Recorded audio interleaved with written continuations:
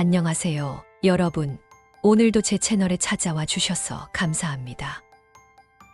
오늘은 아주 중요한 주제를 가지고 왔는데요.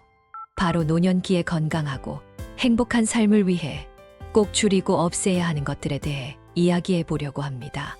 우리 모두 나이가 들면서 자연스럽게 건강과 생활의 질을 유지하는 것이 얼마나 중요한지 깨닫게 되죠. 나이가 들수록 신체적, 정신적으로 더 많은 주의가 필요합니다. 그래서 오늘은 여러분과 함께 어떤 것들을 줄이고 없애야 더 건강하고 행복한 노년을 보낼 수 있을지 하나하나 자세히 살펴보려 합니다. 나이가 들어서도 활기차고 건강한 삶을 살고 싶으신 분들, 그리고 부모님이나 주변의 소중한 어르신들을 위해 조금 더 배려하고 싶으신 분들 모두 이번 영상을 끝까지 시청해 주시면 좋겠습니다. 그럼 지금부터 하나씩 알아볼까요? 첫 번째로 이야기해 볼 주제는 바로 과도한 체중입니다.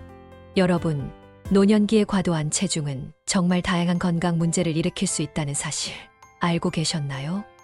나이가 들수록 우리 몸은 예전만큼 회복력이 빠르지 않고 여러 가지 질병에 취약해지기 마련입니다. 과도한 체중은 특히 관절에 무리를 주어 관절염을 악화시키고 심혈관 질환의 위험을 높이며 당뇨병과 같은 대사 질환을 유발할 수 있습니다. 그래서 체중 관리는 노년기에 더욱 중요해지죠. 그렇다면 어떻게 해야 건강한 체중을 유지할 수 있을까요? 먼저 적절한 식단을 유지하는 것이 중요합니다. 신선한 과일과 채소, 단백질이 풍부한 음식, 그리고 건강한 지방을 섭취하는 것이 좋습니다. 반면에 가공식품이나 설탕이 많이 들어간 음식은 피하는 것이 좋겠죠. 그리고 꾸준한 운동도 빼놓을 수 없습니다. 운동은 단순히 체중을 줄이는 것뿐만 아니라 우리의 몸을 더 튼튼하게 만들고 기분을 좋게 해주는 효과도 있습니다. 걷기, 수영, 요가와 같은 저강도 운동은 노년기에 특히 좋습니다. 마지막으로 체중 감량을 위한 현실적인 목표를 설정하는 것이 중요합니다. 너무 무리하게 목표를 설정하면 오히려 스트레스를 받을 수 있으니까요. 조금씩 천천히 꾸준히 실천하는 것이 가장 효과적입니다. 작은 변화를 통해 큰 변화를 만들어 나갈 수 있다는 사실 잊지 마세요. 여러분도 할 수 있습니다. 두 번째로 이야기해 볼 주제는 바로 불필요한 스트레스입니다. 여러분, 스트레스가 우리의 건강에 얼마나 큰 영향을 미치는지 아시나요? 스트레스는 전 연령대에 걸쳐 건강에 해로울 수 있지만 특히 노년기에는 그 영향이 더욱 심각해질 수 있습니다. 스트레스는 심혈관 질환의 위험을 높이고 면역력을 저하시켜 감염에 더 취약하게 만들기도 합니다. 그러므로 노년기에는 스트레스 관리를 더욱 철저히 해야 합니다. 그렇다면 어떻게 하면 스트레스를 효과적으로 관리할 수 있을까요? 여러 가지 방법이 있지만 먼저 명상과 요가를 추천드리고 싶습니다. 명상은 마음을 차분하게 하고 불안감을 줄여주는데 큰 도움이 됩니다. 하루에 단 10분이라도 조용한 곳에서 눈을 감고 호흡에 집중해 보세요. 마음이 한결 가벼워지는 것을 느낄 수 있을 겁니다. 요가도 매우 효과적입니다. 요가는 신체를 유연하게 만들어줄 뿐만 아니라 심신의 안정을 도와줍니다.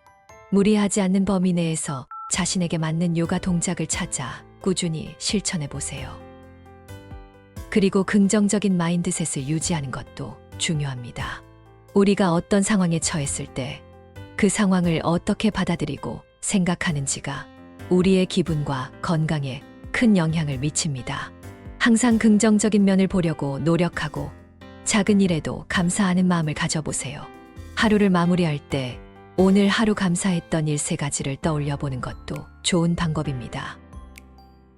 스트레스는 우리의 삶에서 완전히 없앨 수는 없겠지만 어떻게 관리하느냐에 따라 우리의 건강과 행복이 크게 달라질 수 있습니다.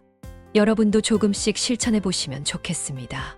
작은 변화가 큰 차이를 만들어낸다는 것을 꼭 기억하세요.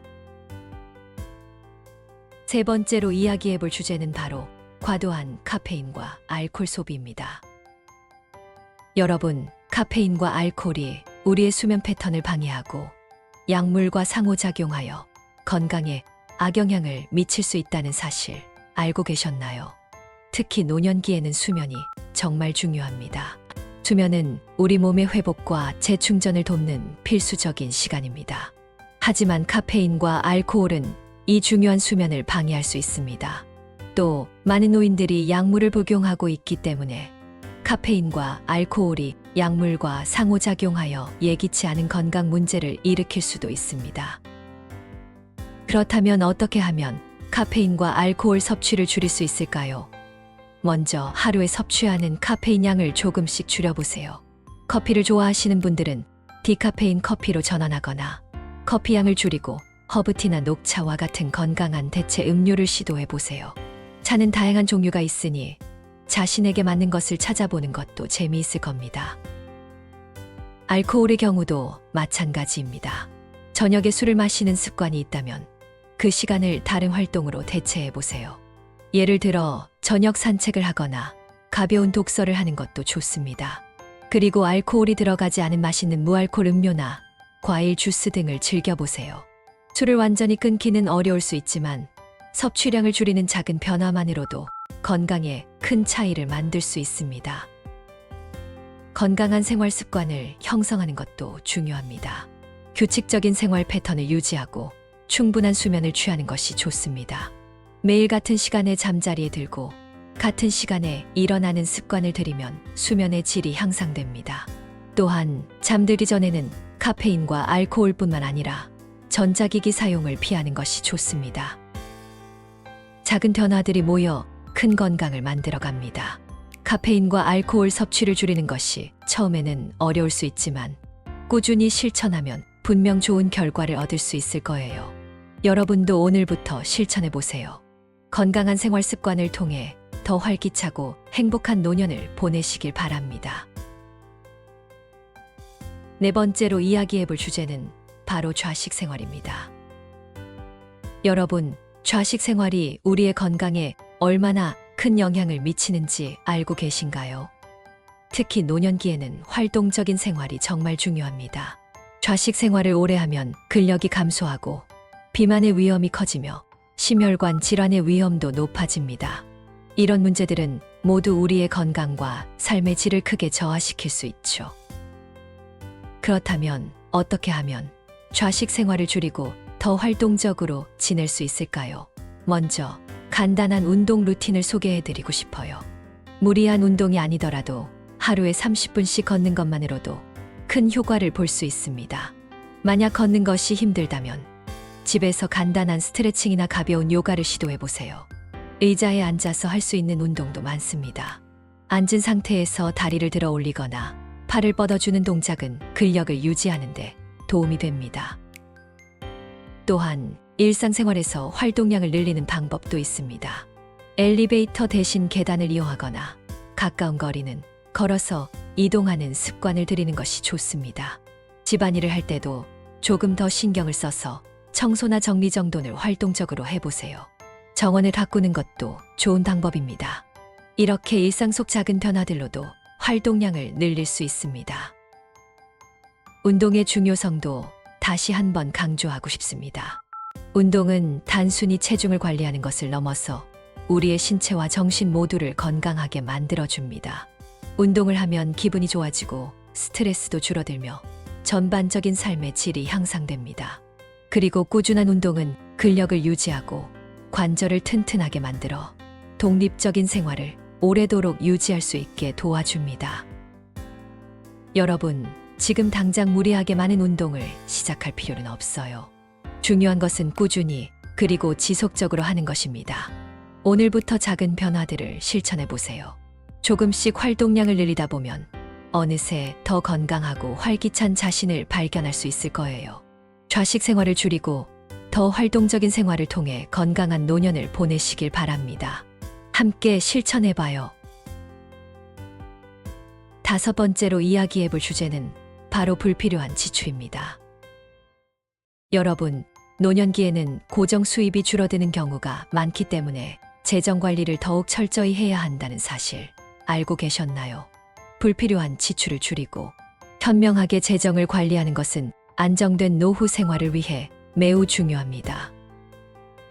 그렇다면 어떻게 하면 불필요한 지출을 줄이고 현명하게 돈을 쓸 수 있을까요? 먼저 예산 관리를 철저히 하는 것이 중요합니다.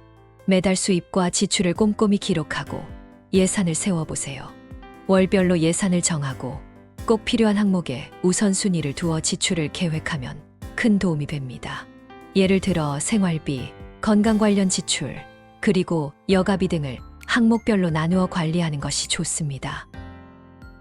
또한 필요하지 않은 소비를 줄이는 것도 중요합니다. 충동 구매는 특히 피해야 할 부분입니다. 쇼핑을 할 때는 꼭 필요한지 한 번 더 생각해보고 필요하지 않은 물건은 구매하지 않는 습관을 들이세요. 세일이나 할인에 현혹되어 불필요한 물건을 사는 것도 주의해야 합니다. 대신 필요한 물건은 할인 기간에 미리 계획을 세워 구매하는 것이 좋습니다. 그리고 현명한 지출 습관을 형성하는 것도 매우 중요합니다. 할인 쿠폰이나 포인트 적립을 잘 활용하고 가격 비교를 통해 가장 저렴하고 품질 좋은 제품을 선택하세요. 또한 재사용 가능한 물건을 활용하고 필요한 경우 중고품을 구매하는 것도 좋은 방법입니다.